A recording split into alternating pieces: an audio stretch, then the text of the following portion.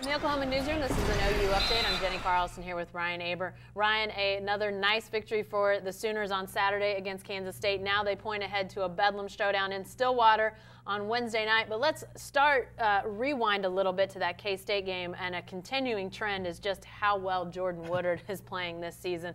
K-State coach Bruce Weber brought that up in his post-game comments, and it's pretty clear right now. Jordan Woodard's the second best scoring option on this team. Yeah, no doubt about it. And for most of the last couple of years, he's really been their fifth.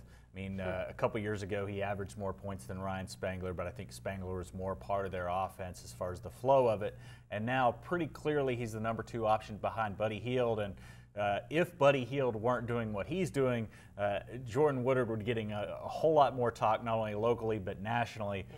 But Buddy Hield on a run like OU certainly hasn't seen in a long time, and that we just in college basketball haven't seen in a long time. So it sort of gets overlooked. Hard to take your eyes off Buddy Hield when he's on the floor. But you mentioned Woodard. The thing that stands out to me, Ryan, is just the way he can obviously get shots within the offense, but he's able to create, which, frankly, I thought that was more of an Isaiah Cousins thing. I didn't know Jordan Woodard had that in him. He's obviously developed it, but we've sort of seen Jordan Woodard sort of take over Isaiah Cousins' role when it comes to some of these things on the offensive end. Yeah, no doubt about it. And with Isaiah Cousins struggling recently from the floor, that's really helped this team stay in the flow of the offense, that Jordan Woodard has been able to do those things that Cousins could in the past, was doing earlier this season, and surely will do later in this season. But Jordan Woodard, for most of his first 2 years in Norman, was primarily a distributor, occasionally would find his way to open looks on the outside, but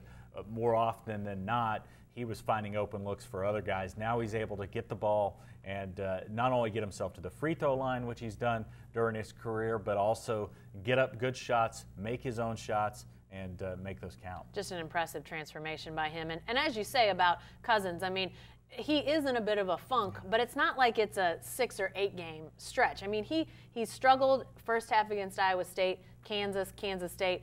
It's really a 2.5 game phenomenon. You got to think that the Isaiah Cousins we saw in the non-conference comes back at some point. Yeah, no doubt about it. The issue with him, I think, right now is just trying to do too much at times.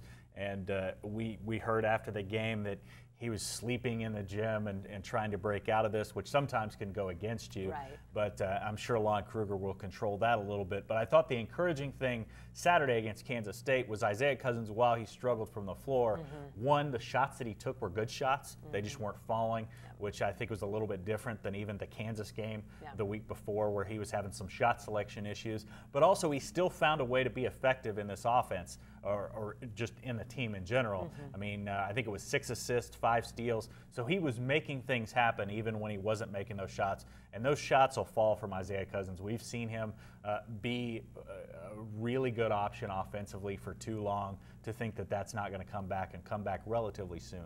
I think the fact that we're talking about this speaks to just how well this team's playing, because you're wringing your hands over, oh my gosh, what about this, what about this?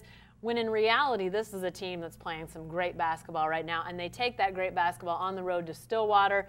It's obviously going to be a rivalry game, but is it going to be the hostile environment that it normally is in Stillwater? Ryan, what are you hearing out there? Well, it sounds like that a lot of OU fans are going to try to take over Stillwater, which is something that doesn't happen very often. And I think it's a combination of how Oklahoma State struggled this season to this point, and also how well OU's played. I mean, we've seen them sell out Lloyd Noble Center for Bedlam. We've seen them sell out Lloyd Noble Center for Kansas. Both of those programs typically bring in a lot of visiting fans, but now they're selling out Lloyd Noble Center for Iowa State, which is obviously a good program, but Kansas State and now West Virginia next week. I mean, these are big pro-OU crowds at Lloyd Noble Center. It's sort of, flipped the perception a little bit of OU basketball fans, and it's getting pretty loud in there and hard to find tickets.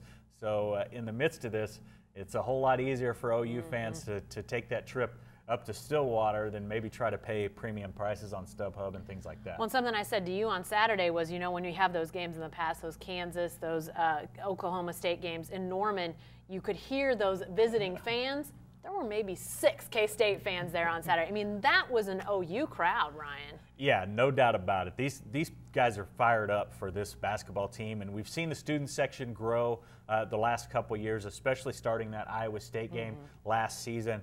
But now it's you know, the sidelines, the people in the premium seats, the people up top.